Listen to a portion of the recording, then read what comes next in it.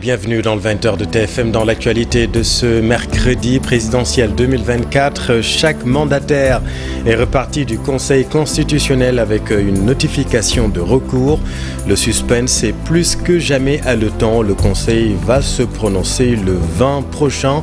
On vous explique tout. La polémique sur la double nationalité de Karim Wade cristallise les débats. La preuve de la renonciation à la nationalité française brandie est une preuve de l'immixtion de la France dans le processus électoral au Sénégal, gronde Thierno Alassane Sall. Nouveau dispositif de gestion transfrontalière de la sécurité entre le Sénégal et la Gambie. Les autorités militaires montent les choix opérationnels. Une réunion préparatoire s'est tenue à Ziguinchor. Les détails dans ce 20h. Et puis avant le duel des fauves vendredi à 17h entre les Lions de la Teranga et leurs cousins indomptables, nous vous faisons découvrir le lac de crocodiles et de caïmans, l'une des attractions touristique à Yamoussoukro, ville qui accueille les rois de la savane. Reportage étonnant à suivre. Voilà pour les titres et tout de suite le développement.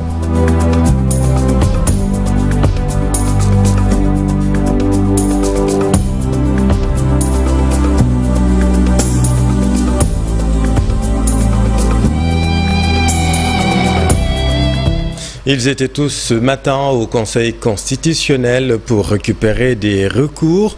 Plusieurs candidats sont visés. Le Conseil doit afficher la liste des candidats le 20 janvier prochain. Mais d'ici là, le suspense est plus que jamais haletant.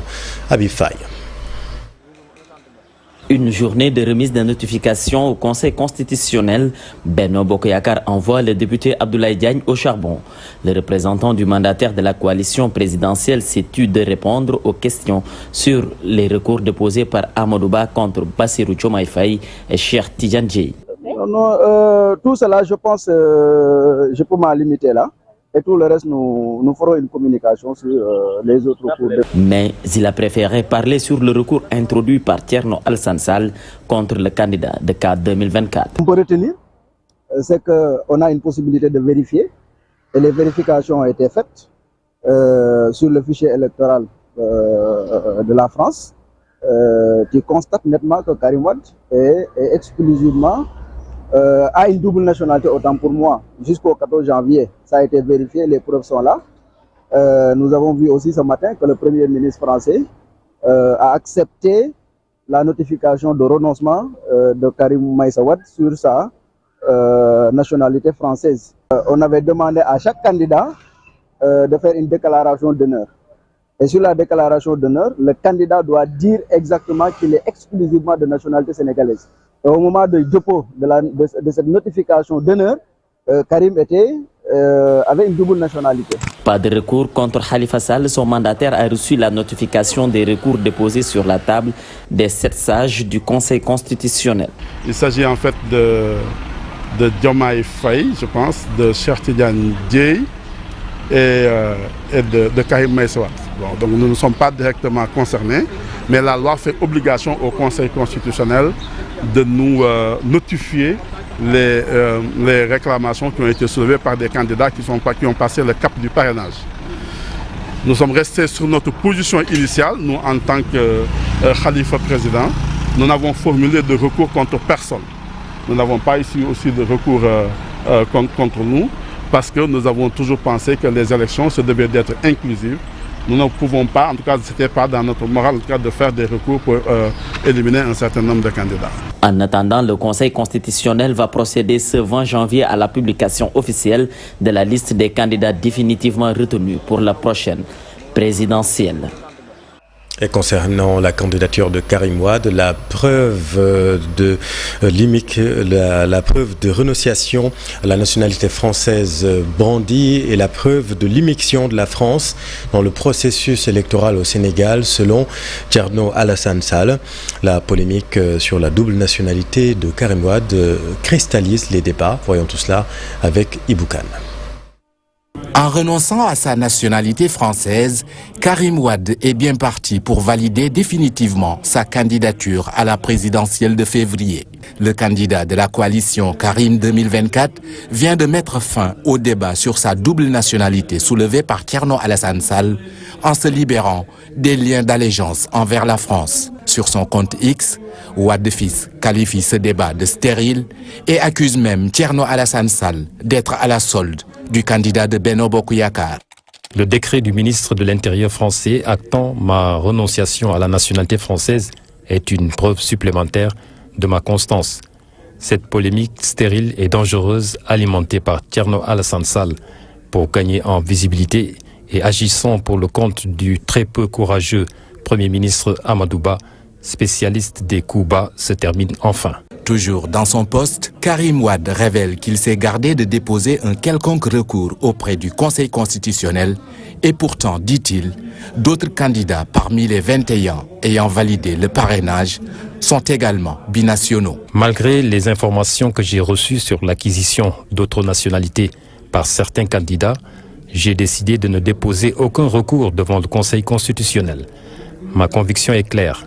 Seul le peuple sénégalais doit décider dans une élection présidentielle ouverte et inclusive.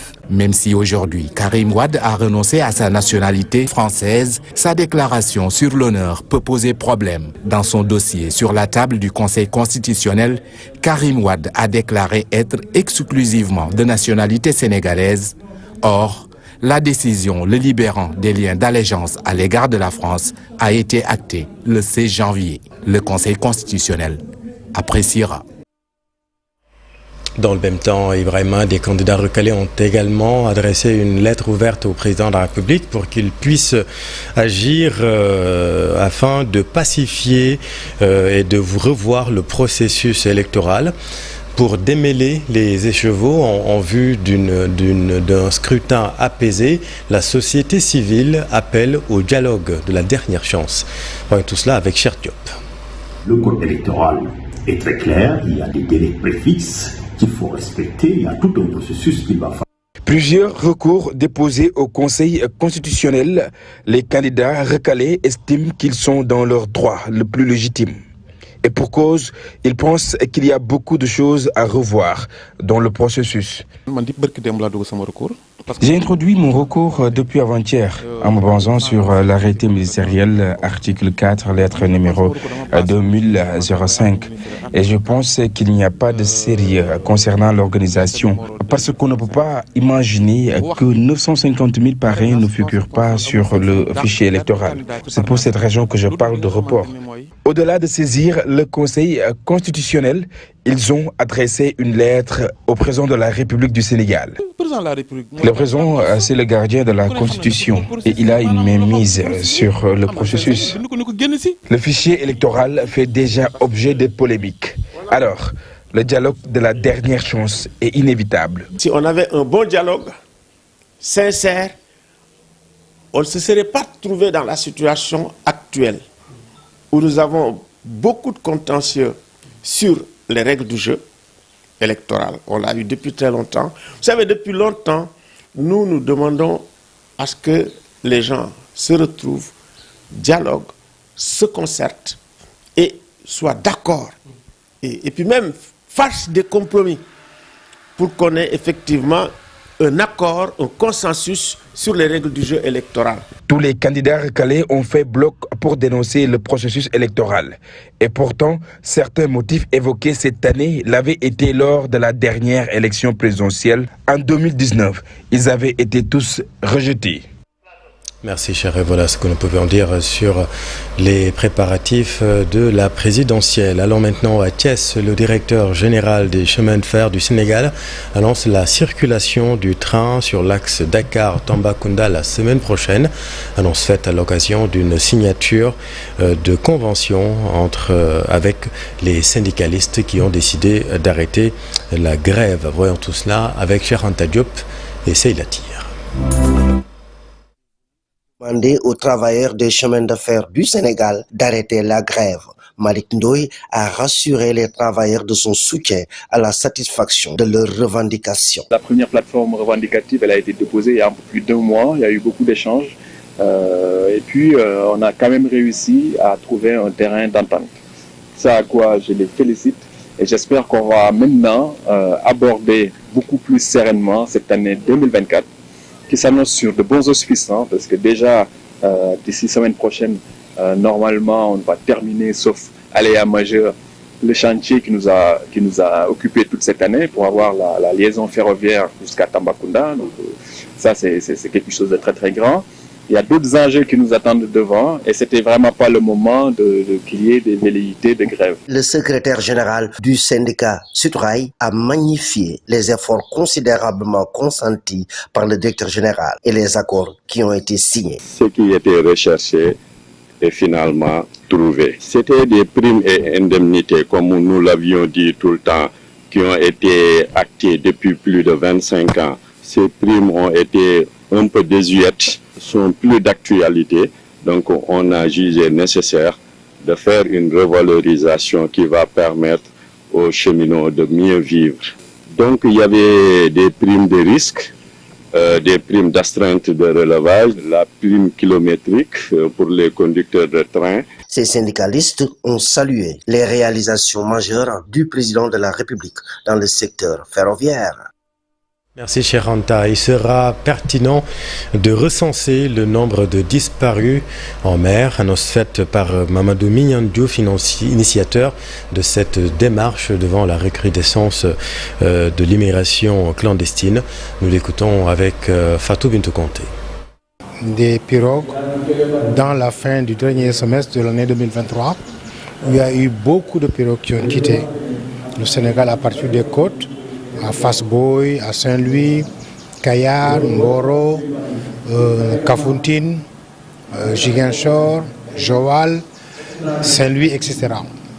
Donc tout le monde était indigné de constater ce malaise où on a perdu beaucoup de monde, y compris des mineurs, des jeunes, des femmes, même des enfants, des bébés qui étaient mis dans les pirogues.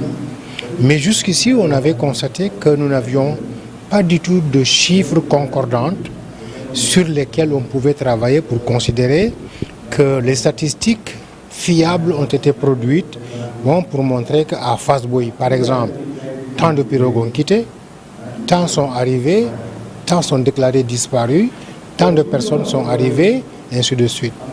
Donc, ayant constaté ce manquement dans la gestion du phénomène, on s'est dit qu'il nous faut refuser que toutes ces personnes décèdent dans l'anonymat et que toutes les pertes et les victimes soient classées comme pertes et profits. Et on s'est dit donc que c'était bon de rassembler tous les responsables de ces zones de départ qui sont pour la plupart de grands pêcheurs, des capitaines de pirogues, des responsables de comités de pêche et d'autres aussi donc sont des marailleurs, etc. On va donc les désagréger ces données-là et ici 1 mois ou 2 mois, on va travailler avec des chercheurs universitaires en sociologie, en démographie pour envoyer des jeunes enquêteurs qui pourront aller avec ces données et voir comment les conforter auprès des familles affectées. Ça va être donc la seconde phase. Qu'est-ce qu'on fait de ces données? Nous allons produire un livre blanc. Un livre blanc donc qui récapitule les données par zone, les arrivées, les départs, les disparus déclarés, les personnes dites observément parties. Et à partir de ces données donc et ce livre blanc, on peut avoir un outil de plaidoyer. L'autre grand titre de cette édition, nouveau dispositif de gestion transfrontalière de la sécurité entre le Sénégal et la Gambie. Les autorités militaires montent les choix opérationnels, parmi lesquels des patrouilles mixtes et parallèles pour enrayer toute menace. Une réunion préparatoire s'est tenue à Ziguinchor. Écoutons là-dessus le général de division Fulgence Ndour avec notre équipe dans le sud. Nous voici aujourd'hui réunis avec nos confrères gambiens, donc la délégation gambienne conduite par le général de brigade Gomez pour mettre sur pied le comité bipartite de défense, qui sera le cadre officiel, n'est-ce pas, de discussion et de prise en compte de toutes les menaces, de tout le spectre de menaces que nous avons à nos frontières. Alors ce que nous avons fait depuis hier, c'est que nous avons d'abord commencé par analyser la situation sécuritaire à nos frontières, et le consensus qui s'est dégagé, c'est que nous sommes tous d'accord sur la nécessité de sécuriser nos espaces frontaliers et de les contrôler de manière commune. Et après avoir mis en place donc ce comité bipartite, nous avons procédé à l'opérationnalisation d'un plan de prise en charge de la sécurité à nos frontières qui se compose d'un programme que nous avons élaboré ensemble, un programme de patrouille, n'est-ce pas, mixte, combiné et même parallèle parfois, et aussi des opérations conjointes pour mieux prendre en compte la sécurité à nos frontières communes, aussi bien en zone militaire numéro 3 qu'en zone militaire numéro 6 et particulièrement en zone militaire numéro 5. Du sud, alors maintenant vers le nord, ou à Saint-Louis, où les journées mondiales de la jeunesse se préparent. Cette année, vous le savez, le diocèse de Saint-Louis va accueillir l'événement. Plus de 30 000 jeunes sont attendus dans la vieille ville.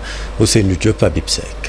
Le diocèse de Saint-Louis va recevoir les 26, 27 et 28 janvier les journées mondiales de la jeunesse auxquelles 30 000 jeunes sont attendus. Le comité d'organisation, les autorités administratives et les différents services régionaux concernés se sont réunis aujourd'hui pour la tenue d'un comité régional de développement. Donc on va recevoir à peu près 30 000 jeunes venant des différentes régions, d'abord de notre Sénégal, mais aussi de la sous-région, notamment le Cap-Vert, la Mauritanie, la Gambie, aussi les autres pays limitrophes du Sénégal. Pour l'abbé Jean-Laurent Préra, ces journées permettront à l'Église de parler avec les jeunes sur les dangers de l'immigration clandestine. Un thème d'espoir, un thème d'espérance, vu aussi l'état actuel du contexte social, en tout cas de la jeunesse, qui emprunte la mer et en tout cas les moyens qui ne sont pas adéquats pour aller chercher ailleurs l'Eldorado. Le gouverneur de la région de Saint-Louis a assuré que toutes les dispositions seront prises pour le bon déroulement de cet événement religieux. Selon Aline Badara Samb,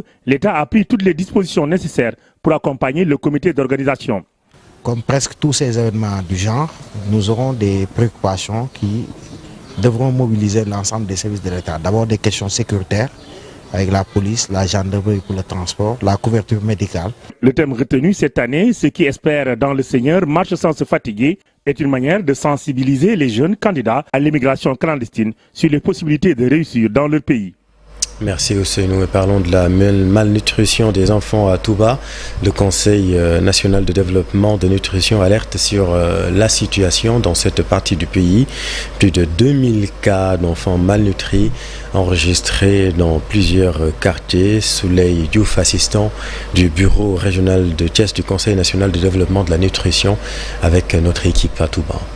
Si on prend le pourcentage par rapport aux chiffres qui ont été dépistés, on peut dire que les pourcentages ne sont pas alarmants. Mais si on prend le pourcentage en termes de population, on dit que les pourcentages sont inquiétants. Parce que nous, dans nos indicateurs, l'enfant malnutri modéré ne doit pas dépasser 5% au niveau de la commune. Et on s'est rendu compte que ce taux de malnutrition dépasse largement 5% dans certaines zones. Cause pour laquelle il est vraiment temps de prendre des dispositions pour réduire considérablement ce taux de malnutrition-là. Bon, il y a beaucoup de cas de figure, pour citer un peu les déterminants de la malnutrition. Par exemple, on peut dire que la promiscuité. Il y a beaucoup de familles qui se déplacent d'une zone à une autre pour rallier la ville de Touba.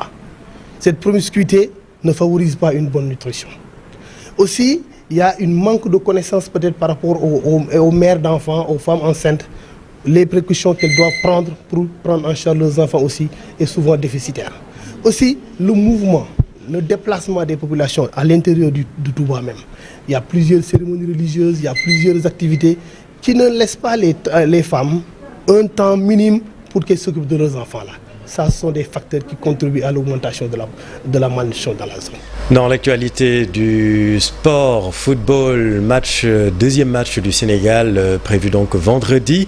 Avant ce duel des fauves à 17h vendredi entre les Lions de la Teranga et leurs cousins indomptables, nous vous faisons découvrir ce soir le lac de crocodiles et de caïmans, l'une des attractions touristiques à Yamoussoukro, ville qui accueille les rois de la savane. C'est un reportage de Mamadou Ndiaye et Mbissandoy. Des crocodiles à quelques mètres des visiteurs. Bienvenue au lac de crocodiles de Yamoussoukro, où ce type de scène est devenu banal. Un lac artificiel creusé à quelques jets de pierre de la résidence de l'ancien président Félix Houphouët-Boigny, un lieu devenu un passage obligé des visiteurs de passage à Yamoussoukro. Lorsque tu viens à Yamoussoukro, la première chose qui te vient en tête, c'est d'abord la basilique. Après la basilique, il y a le lac aux Caïmans et il y a la maison du feu président, le premier président de la Côte d'Ivoire que tu désires visiter.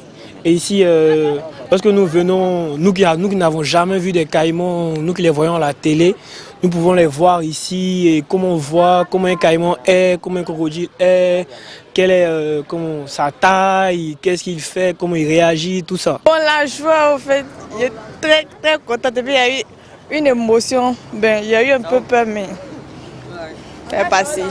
J'ai entendu parler du lac de Yamoussoukro. Donc ça m'a inspiré à venir voir comment ça se passe, comment sont les crocodiles, comment il faut les nourrir. Ce lac contient plus de 200 crocodiles et caïmans qui vivent ensemble. Des animaux sauvages offerts à Houphouët-Boigny sous forme de cadeaux par ses homologues, ancien président malien Modibo Keïta et malgache Tissirana. Chaque jour, vers 17h, conformément à la tradition, les crocodiles ont droit à leur festin de viande et de poulet. Cela près de 12 ans après la mort de leur maître, le vieux Diko, celui qui leur donnait à manger. Voici lui-même sa maison qui est juste à côté. Il sortait même, il les regardait, il les donnait des poulets le soir. Il y avait un vieux qui les nourrissait, lui il descendait avec les caïmans, il les donnait à manger. Bon, un jour il a glissé, le fait de glisser là, ils pensent que c'est la nourriture qu'ils ont jetée. Donc eux-mêmes ils ont attrapé les maîtres et ils l'ont mangé. Donc depuis ce jour, c'est interdit que quelqu'un descende pour leur donner à manger. Quand il y a des poulets, quand il y a quelque chose, tu veux les offrir, tu jettes et puis ils les récupèrent. Ils sont plusieurs, ils sont beaucoup dedans. L'ancien président ivoirien Félix Houphouët-Boigny avait créé une dizaine de lacs artificiels, faisant de Yamoussoukro une ville unique et attractive. Jusque-là, ce lac à crocodiles attire toujours des touristes. Attention à la glissade, Mamadou, et bravo pour ce beau reportage. Merci à vous, chers téléspectateurs. C'est la fin de cette édition. Retrouvez toutes ces informations sur notre site igfm.sn. Dans un instant, Soir d'info, la suite avec Papa Blader et son invité, le président Manick Diop. Bonne suite des programmes sur TFM. Vous êtes au bon endroit. Bonne soirée.